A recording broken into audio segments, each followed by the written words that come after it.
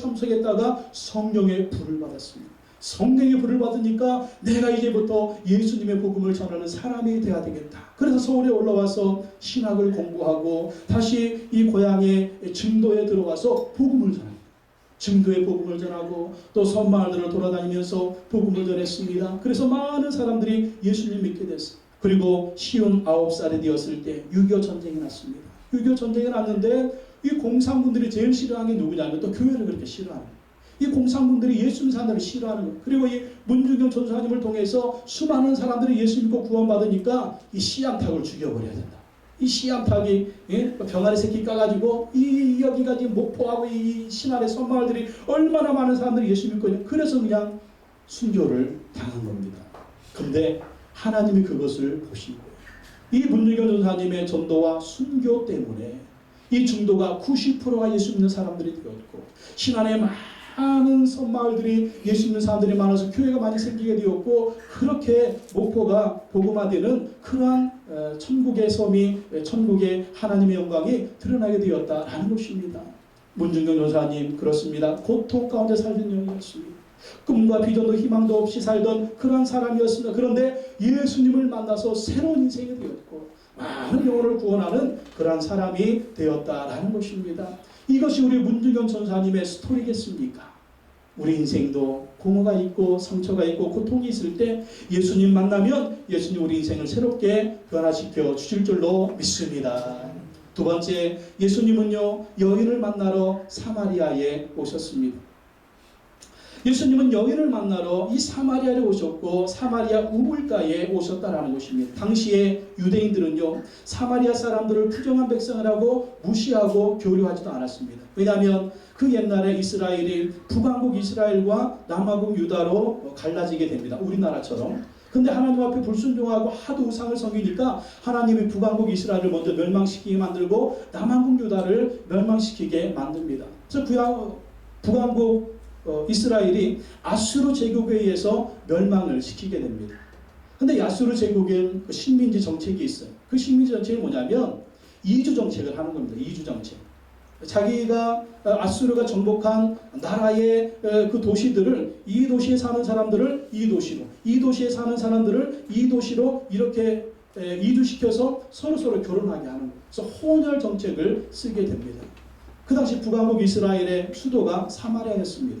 이 사마리아에 사는 사람들을 다른 곳으로 그리고 다른 이방 나라에 사는 사람들을 사마리아로 이렇게 오게 살게 한 거예요. 그러니까 서로가 결혼하게 되는 것이죠. 결혼하게 되니까 이 사마리아 사람들은요 혼혈 민족이 된 것입니다.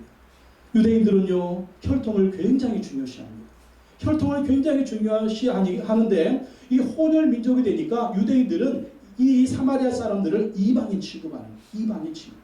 이방인 취급하니까 그 사마리아 땅에 들어가지도 않고 그 사마리아 사람들하고 교류하지도 않고 그 사마리아 사람들하고 말도 하지 않는 거예요. 그래서 다른 이 예루살렘에서 저 북쪽에 갈릴리 지역으로 갈 때가 있으면 사마리아 통과하면 지름길입니다. 보기 싫어가지고 돌아서 가는 거예요. 그래서 이 사마리아 지역은요 이스라엘 백성들 가운데서 버림받은 지역이었습니다. 그런데 예수님이 사마리아 땅에 가셨다라는 것입니다.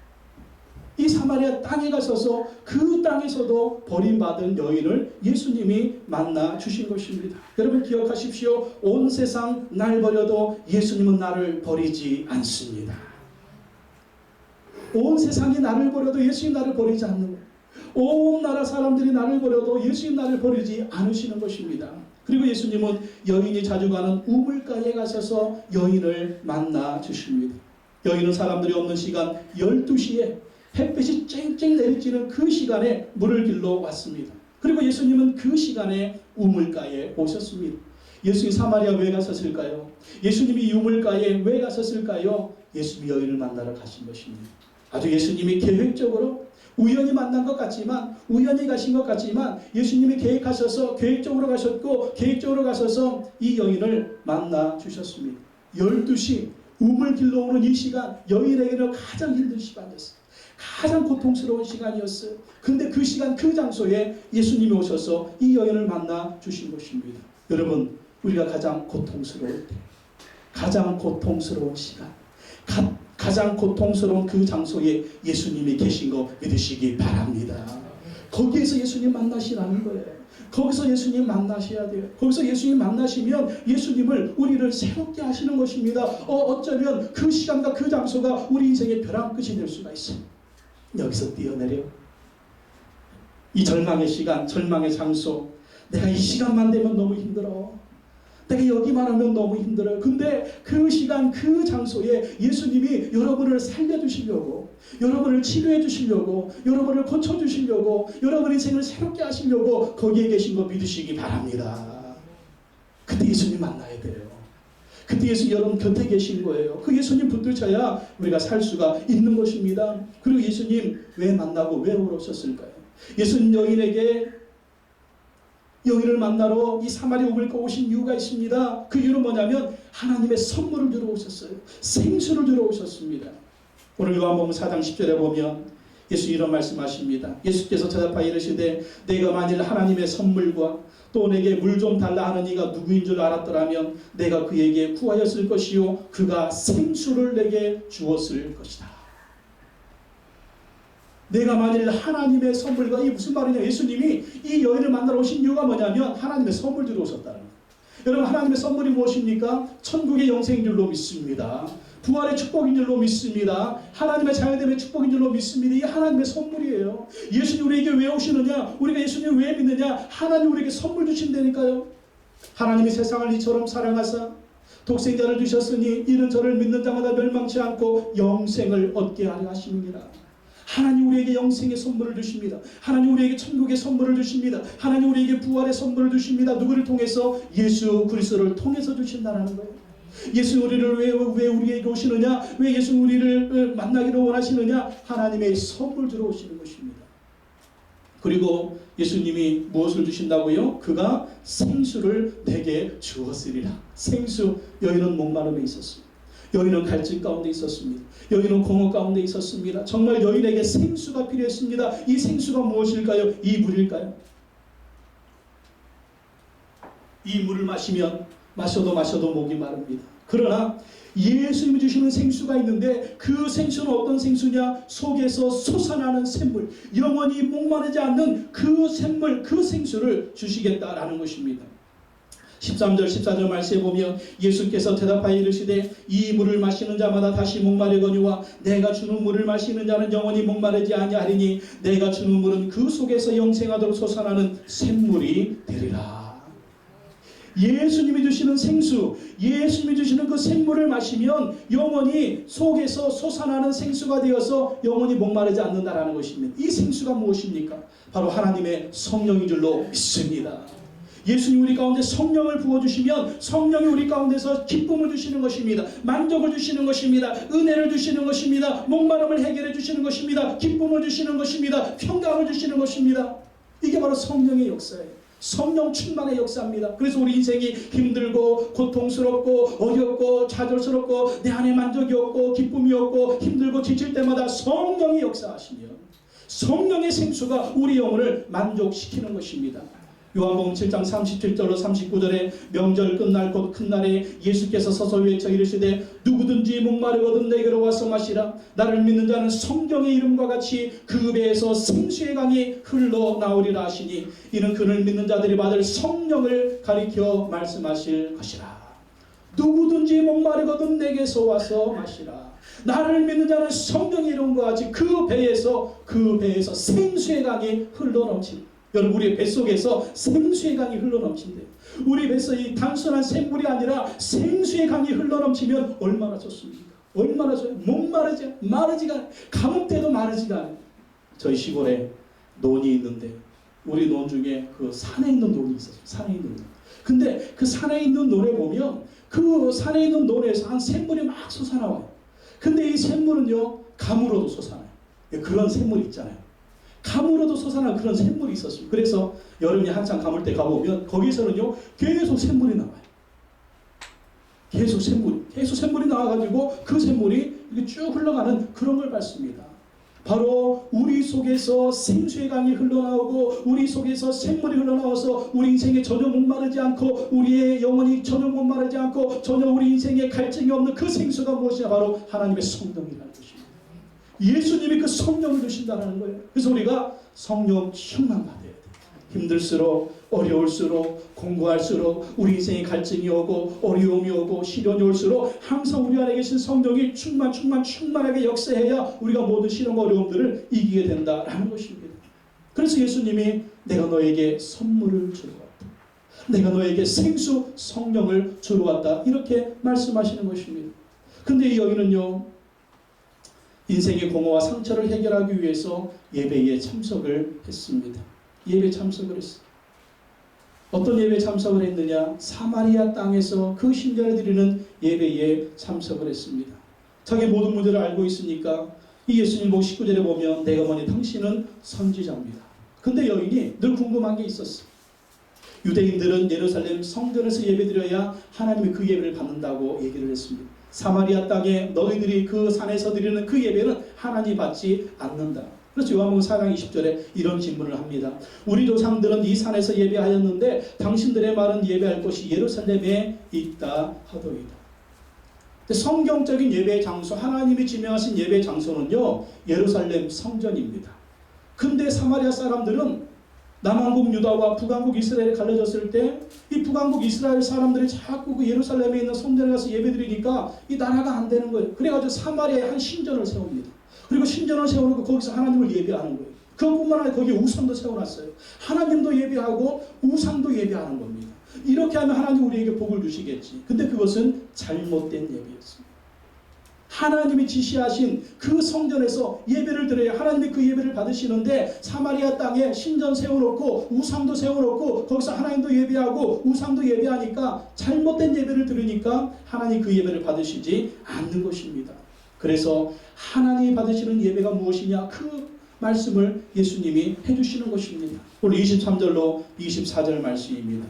23절 24절 한번 다 같이 읽어보겠습니다. 시작. 아버지께 참되게 예배하는 자들은 영과 진리로 예배할 때가 오나니 곧 이때라. 아버지께서는 자기에게 이렇게 예배하는 자들을 찾으시느니라. 하나님은 영이시니 예배하는 자가 영과 진리로 예배할지니라.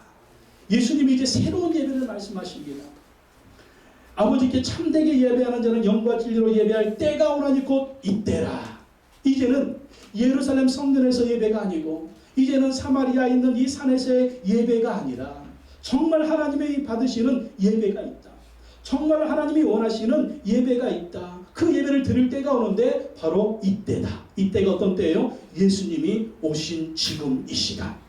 지금 이후로부터는 예수 그리스도가 오신 지금 이후로부터는 하나님은 이런 예배자들을 찾으신다. 하나님은 이런 예배를 받으신다. 그 예배가 무엇입니까? 하나님은 영이시니 예배하는 자가 영과 진리로 예배할지니라. 하나님은 영이시기 때문에 하나님은 어떤 예배를 받으시느냐? 바로 영과 진리로 드리는 예배를 받으신다. 영이 무엇입니까? 바로 성령입니다. 성령 안에서 드려지는 예배, 성령 충만한 가운데서 드려지는 예배, 그 예배를 하나님이 받으시고요. 또 진리가 무엇입니까? 진리 안에서 드려지는 예배. 진리가 누구십니까? 바로 예수 그리스도입니다. 예수 그리스도를 통하여 예수 그리스도를 믿는 자들이 드리는 그 예배를 하나님이 받으신다라는 거예요. 그래서 여러분, 우리가 예배 드릴 때 어떤 예배 드려야 되느냐? 성령 충만한 가운데 예배 드려야 될 줄로 믿습니다. 이 예배가 어떤 예배입니까? 뜨거운 예배입니다. 여러분, 우리가 예배 참석하면 그렇잖아요. 어떤 예배 참석하면 이 예배는 너무 냉랭해. 너무 냉랭해. 은혜가 없어. 그런 얘기 하잖아요. 은혜가 없어. 그게 무엇입니까? 성령의 역사하심이 없다는 것입니다. 또 여러분, 모든 종교들이 다 예배 드리잖아요. 제사 드리잖아요. 근데 그 예배, 그 제사들은 어떻습니까? 진리가 없는 예배입니다. 진리는 누구십니까? 예수 그리스도입니다. 예수 그리스도 안에서 예수 그리스도를 믿는 자들이 하나님께 드리는 그 예배를 하나님이 받으신다라는 것입니다. 그래서 우리가 예배 드릴 때 성령 충만한 가운데 하나님께 예배 드려야 되고요. 예수 그리스도 안에서 하나님께 예배 드려야 된다라는 거예요. 그래서 여러분, 예배는 형식이 아닙니다. 조직이 아닙니다. 성령께서 역사하시는 예배냐? 우리가 예수 그리스도 안에 드리는 예배냐, 하나님의 그 예배를 받으시는 것입니다. 그래서 우리가 영과 진리로 예배하기 위해서 우리가 예배 준비를 잘 해야 돼요. 예배는 준비하는 것만큼 하나님이 받으시고 준비하는 것만큼 하나님이 우리 가운데 임재하시는 것입니다. 우리가 성령 충만한 예배를 드리고 우리가 정말 예수 그리스도를 뜨겁게 사모하는 마음으로 예배를 드리면 하나님이 그 장소에 임하시는 것입니다. 오셔서 한 사람 한 사람을 만나주시는 것입니다. 새롭게 하시는 것입니다. 은혜를 부어주시는 것입니다. 그래서 우리가 예배를 준비할 때 언제부터 준비해야 되느냐? 토요일 밤부터 준비해야 돼요. 일찍 주무시고 헌금도 준비하시고 감사헌금도 준비하시고 11조도 준비하시고 예배 10분 전에 참석하시고 기도와 찬양으로 준비하시고 정말 예배를 드릴 때 간절히 하나님께 기도하고 간절히 하나님께 찬양하고 간절한 마음으로 하나님의 말씀을 듣듯이 하나님의 음성을 듣듯이 주의 말씀을 듣고 이러면 정말 항상 예배가 은혜와 성령으로 충만합니다. 정말 우리에게 주시는 하나님의 임재를 경험할 수가 있는 것입니다. 그래서 우리 교회도 항상 이것에 중점을 둘 것입니다. 어떻게 하면 더 은혜스러운 예배를 드릴 것입니다. 어떻게 하면 성령 충만한 예배를 드릴 것입니다. 어떻게 하면 정말 하나님의 임재가 있는 이런 예배를 드릴 것입니다. 형식이 아니라 조직이 아니라 우리의 마음인 것입니다. 그러면 하나님이 항상 우리 가운데 임재하셔서 우리를 새롭게 하시고 우리 인생을 새롭게 해주실 줄로 믿습니다. 근데 예수님이 이런 얘기하니까 여인이 안 믿어져요. 안 믿어져요. 안 믿어지니까 이런 얘기합니다. 메시아가 오시면 정답을 말해주실 것입니다. 그리스도가 오시면 정답을 말해주실 것입니다. 4장 25절 말씀 25절 읽어보겠습니다. 시작. 여자가 이르되 메시아 곧 그리스도라 하는 이가 오실 줄을 내가 아노니 그가 오시면 모든 것을 우리에게 알려주시리이다. 여러분 이 말 속에 무슨 여인의 고백이 있냐면 나는 지금 메시아를 기다리고 있습니다. 나는 지금 그리스도를 기다리고 있습니다. 이 여인의 공허함이, 여인의 상처가, 여인의 고통이 남자로도 해결이 안 되는 거예요. 해결 안 되니까 어디 가는 거예요? 사마리아 사람들이 세워놓은 그 성전에 간 거예요. 자기들 마음대로 성전에 가서 자기들 마음대로 드리는 그 예배에 참석을 한 거예요. 이 예배에 참석하면 하나님 주신 은혜가 있지 않을까? 내 공허가 해결되지 않을까? 근데 가만히 들어보니까 유대인들이 말하는데 이 예배는 하나님 받으시는 예배가 아니에요. 우리 마음대로 드리는 예배 하나님 안 받으신대요. 그러니까 여전히 헛된 예배를 드리고 있고 여전히 죄 가운데 살고 있는, 그러니 야 어떻게 하면 내 인생의 문제가 해결될까? 메시아가 오시면 해결될 거야. 그리스도가 오시면 해결될 거야. 그분이 오시면 그분을 만나면 그분이 오시면 내 인생의 문제는 해결될 거야. 그리스도 메시아 그분을 만났으면 이런 마음을 가지고 오늘도 터벅터벅 물동이 이고 낮 12시 햇빛 쨍쨍 내리쬐는 그 시간에 고독 가운데 좌절 가운데 절망 가운데 우물가에 왔습니다. 근데 그분이 오셨습니다. 요한복음 4장 26절 읽어보십시오.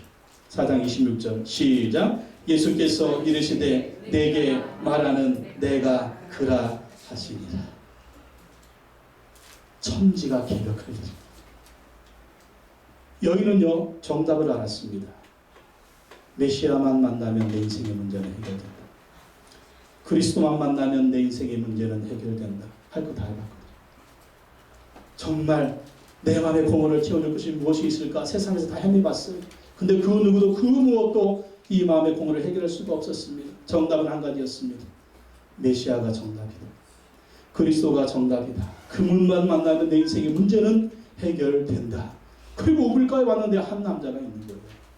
가만히 얘기 들어보니까 세상에 자기의 모든 것을 알고 있는 거예요. 완전히 쪽집게 완전히 도사예요. 도사. 이분은 도사가 아니죠. 이분은 하나님의 아들이십니다.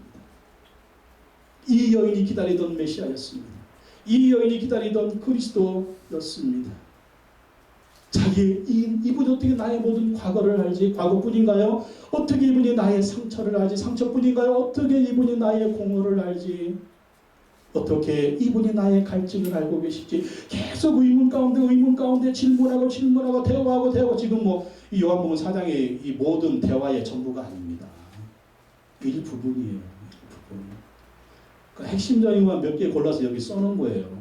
한 장이지만 40장이 될 수가 있는 거예요. 책 한 권이 될 수가 있는 거예요. 그러니 여기는 얼마나 많은 얘기를 했겠어요. 예수님한테 자기 인생의 문제, 그리고 예수님 얼마나 많은 정답을 얘기했겠어요. 여인은 알았습니다. 그리스도가 오시면 메시아를 만나면 인생의 문제는 해결될 텐데, 근데 그분이 오신 거예요. 내가 그다. 이렇게 말하는 순간 이 여인의 마음속에서 정말 생수가 채워지는 것입니다. 기쁨이 밀려오는 것입니다. 환희가 밀려오는 것입니다. 감동이 밀려오는 것입니다. 왜 그랬을까요? 이 여인이 순간적으로 변화됩니다. 정말 이 속에서 생수가 솟아나오는 것입니다. 왜? 하나님의 아들을 만났으니까. 예수님 만났으니까. 이 감격과 은혜가 이 강물처럼 흘러 넘치게 된 것입니다. 이 예수님 만나니까 여인의 문제는 해결됐습니다. 갈증은 해결됐습니다. 방황은 끝났습니다. 여러분, 우리 인생의 해답도 예수 그리스도인 줄로 믿습니다. 여러분, 우리가 얼마나 방황을 해요. 여기에도 내 인생의 문제를 해결해 줄까? 이것도 내 인생의 문제를 해결해 줄까? 이 사람이 내 인생의 문제를 해결해 줄까? 이것만 얻으면 내 인생의 문제를 해결되는가? 이것만. 근데 그것이 무지개를 쫓아가는 것 같습니다. 마셔도 목이 마르죠. 지어도 항상 빈손이죠. 보고 봐도 내 눈에는 만족함이 없죠. 듣고 들어도 내 귀에는 차지가 않죠. 이 밖에서 쏟아 아무리 부어봐야 내 가슴은 텅 빈 가슴이에요. 근데 예수 그리스도는 우리 안에 생수와 같은 성령의 은혜를 이 안에서 밖으로 쏟아 터지게 하는 것입니다. 그게 바로 예수 그리스도의 은혜고 예수 그리스도의 구원의 감격이고 예수 그리스도의 생수 같은 은혜인 거 믿으시기 바랍니다. 그래서 우리가 예수 믿고 나면 뭐가 있어요? 첫 은혜라는 게 있죠. 첫 은혜. 첫사랑. 우리가 이렇게 은혜 받은 그의 지금 이 여인이 첫 은혜, 첫사랑 경험한 겁니다. 너무너무 예수님 만나니까 좋은 것입니다. 그래서 이 여인이 변화된 것입니다. 이제 여인의 인생의 방황은 끝났습니다. 여러분, 우리 인생의 방황은 예수님 만나야 끝이 납니다. 그리고 예수님을 계속해서 따라가야 돼요. 어느 순간 예수님 따라가는 길에서 약간 옆으로 갈 때가 있어요. 그렇죠? 약간 옆으로 가가지고 이상하죠. 예수님 옆으로 갔으니까. 초지일관 예수님 따라가야 하나님의 선물이 초지일관, 하나님의 생수가 초지일관, 은혜의 성령이 초지일관, 기쁨이 초지일관, 평강이 초지일관. 이건 환경을 이기는 거예요. 모든 시련과 고난을 이기는 것입니다. 예수 그리스도가 정답입니다. 따라합시다. 예수 그리스도가 정답이다. 예수님 만나니까 여인이 어떻게 됩니까? 여인이 확 변해버렸습니다. 요한복음 4장 28절 30절 다 같이 한번 읽어보겠습니다. 시작. 여자가 물동이를 버려두고 동네로 들어가서 사람들에게 이르되 내게 행한 모든 일을 내게 말한 사람을 와서 보라. 이는 그리스도가 아니냐 하고 그들이 동네에서 나와 예수께로 오더라. 여인이 한순간에 확 변했어. 여인이 어떤 여인이었어요? 사람들을 피하던 여인이었어. 동네를 떠나던 여인이었어. 사람들이 두려워서, 사람들이 싫어서, 사람들이 없는 시간에 물 들어온 여인이었어. 근데 물동이를 버려두고 동네로 들어갑니다. 사람들 속으로 들어갑니다. 이것으로 끝난 게 아니에요. 내가 행한 모든 일을 내게 말한 사람을 와서 보라. 왜? 동네 사람들이 여인의 과거를 다 알고 있거든요. 여인의 현재 모습도 알고 있거든요. 근데 어떤 분이 여인의 과거를 얘기했다는 거예요. 그리스도가 아니냐. 근데 이 여인의 얼굴을 보는 동네 사람들, 여인의 말을 듣는 동네 사람들은 어땠을까? 여인의 얼굴이 확 변했어. 여인의 말소리에 생기가 넘쳤어. 얼굴에 생기가 넘쳤어. 딱 보니까 변했어. 딱 보니까 목소리가 변했어. 딱 보니까 얼굴이 변했어요. 완전히 죽을 생각하고 살던 사람 얼굴이 환해진 거예요. 그냥 빛을 받아가지고 그냥 조명까지 그 12시니까 얼마나 또 햇빛이 쨍쨍 내리쳐요. 그런데 얼굴이 변하고 목소리가 생기게 넘치는 것입니다. 이 사람이 정말 그냥 뛸 듯이 기뻐하는 것입니다. 이 모습을 보고 저 여자에게 무슨 일이 일어났구나. 목소리 들으니까 저 여자에게 무슨 일이 일어났구나. 웬일이냐? 내가 메시아를 만났다. 내가 그리스도를 만났다. 그러니까 사마리아 사람도 놀랐을 것입니다. 메시아가 오시면, 그리스도가 오시면 예루살렘에 오실 것이 여기에 왔다고? 아이고, 네 말 믿을 수가 없어. 근데 믿을 수가 없는데 한 가지 이상한 것은 여자가 변했다는 거. 얼굴이 변했다는 거. 목소리가 변했다는 거예요. 이 변함을 보니까 뭐예요? 뭔가 있구나. 그리고 거기서 끝난 게 아니라 와서 보라, 그리스도가 여기 있다. 그 사람들을, 사마리아 사람들을 예수님께로 인도한 겁니다. 그래서 그 사람들이 예수님께로 오게 된 거예요. 그리고 예수님 만나서 많은 사람들이 예수 믿는 사람들이 되었다라는 것입니다. 여러분, 예수님 만나면 변화가 일어납니다. 예수 우리 인생을 새롭게 하십니다. 이제는 나만 사는 게 아니라 내 주변의 사람도 살립니다. 예수님 만나면 나도 살고, 내 가족도 살리고 내 이웃도 살리고 내가 만나는 사람마다 뭐가 이렇게 전수가 되느냐? 내 안에 있는 생명이 그 사람에게 전수가 되는 것입니다. 내 안에 있는 생수가 흘러넘쳐서 그 사람 속으로 들어가게 되는 것입니다. 이게 전염성이에요. 은혜도 전염성이 있습니다. 성령의 역사도 전염성이 있습니다. 그래서 집안에 한 사람이 예수 믿고 변화되면 주 예수를 믿으라. 그리하면 너와 내 집이 구원을 받을 것이다. 예수가 해답입니다. 예수가 정답입니다. 예수가 우리 인생을 살리고 우리의 가정을 살리고 우리의 자녀를 살리고 우리 집안을 살리고 이 나라 이민족을 살리는 줄로 믿습니다. 이 나라 이민족이 어떻게 살았습니까? 예수 믿는 사람들이 많아지니까 수만 명의 사람들이 순교를 당했잖아요. 그런데 그 수많은 사람들이 순교를 당하는 가운데서도 하나님을 믿고 조국을 하나님의 손에 위탁하고 하나님께 나아갔더니 지금 이 나라 이민족이 1000만이 넘는 크리스찬들이 생겼고 세계 경제무역 10위 안에 들어가게 되었고 얼마나 하나님이 큰 축복을 주셨습니까? 우리가 반만년 역사 자랑하지만 불교 역사, 유교 역사 아닙니까? 불교가 유교가 우리나라를 얼마나 살렸습니까? 고통의 역사였잖아요. 그러나 이제 100년, 이제 120년, 천주교 들어온 지 200년 이 짧은 시간에 하나님 우리나라에 은혜를 주시고 생명을 주셔서 잘 사는 나라 만들어 주셨습니다. 이 하나님의 은혜는 계속될 줄로 믿습니다. 우리가 예수 그리스도를 끝까지 따르는 한 하나님의 은혜는 변함이 없을 것입니다. 문제는 우리입니다. 우리가 끝까지 예수 그리스도, 예수 그리스도, 예수 그리스도 지금도 우리 인생의 우물가에 계시는 그 예수 그리스도 만나시기 바랍니다. 만나셨다면 그 예수 그리스도를 따라가시기 바랍니다. 그러면 여러분의 뱃속에서 생수와 같은 은혜가 승리의 역사가 임하게 될 줄로 믿습니다. 기도하겠습니다. 하나님 아버지 감사합니다. 상처 많은 여인, 고통 많은 여인, 시련 많은 여인이었지만 예수님이 오셔서 이 여인을 만나 주셨습니다. 예수님, 이 여인은 또 예수님을 기다렸습니다. 기다리고 기다렸더니 예수님이 오셨고 예수님 만나 주셨고 새롭게 이 여인을 변화시켜 주셨습니다. 자기도 살았고 수많은 사마리아 사람들을 예수님께 인도해서 수많은 사람들이 구원받도록 역사해 주셨습니다. 오 주님, 우리 인생에도 우물가가 있습니다. 주님, 우리 인생에도 이 우물가를 찾아가는 고통의 시간이 있습니다. 그러나 거기에서 예수님이 계신 거 믿게 하시고 예수님 만나 새롭게 될 뿐만 아니라 끝까지 예수님을 따라가며 승리하는 삶이 되어줄 수 있도록 인도하여 주시옵소서. 예수님의 이름으로 기도하고 나이다. 아멘. 우리 시간 기도하겠습니다. 여러분의 목마름은 무엇입니까? 여러분의 인생의 문제는 무엇입니까? 환경에 여러 가지 방법으로 되지 않는 문제가 무엇이 있습니까? 예수 그리스도가 해답입니다. 우리 기도합시다. 오 주님, 나를 만나 주시옵시고 나 인생을 새롭게 하여 주옵소서. 나도 예수님 만나서 이 여인처럼 변화되기를 원합니다. 그리고 나 때문에 우리 가족이 살게 하시고 자녀가 살게 하시고 이웃이 사는 역사가 있게 하여 주시옵소서. 여러분 기도 제목으로 우리 다 같이 주를 창하시고 통성으로 기도하겠습니다. 주여, 하나님 아버지 감사합니다. 감사합니다. 감사합니다. 감사합니다. 아버지 하나님 우리에게 말씀해 주시면 감사합니다. 감사합니다. 감사합니다. 이 여인이 고통의 여인이었지만 시련의 여인이었지만 힘들고 아버지를 아픈 삶을 살았지만 예수님이 오셔서 여인의 고통을 치료해주셨습니다. 너희를 새롭게 해주셨습니다. 온전하게 해주셨습니다. 오 주님, 기도하오니 우리 인생에도 아버지 하나님 예수님 만나는 은혜와 축복이 있기를 원합니다.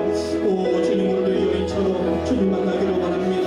또 주님을 만났습니다. 주님 만나 내 인생이 새로워지게 하시고 내 영혼이 새로워지게 하시고 내 삶이 새로워지게 하시고 정말 내 가정이 나의 모든 것이 새로워져서 생기 있는 삶, 생명력이 넘치는 삶, 하나님의 자녀된 삶, 영생의 구원을 받는 삶, 정말 생수가 넘치는 그러한 삶이 살되게 하여 주시옵소서.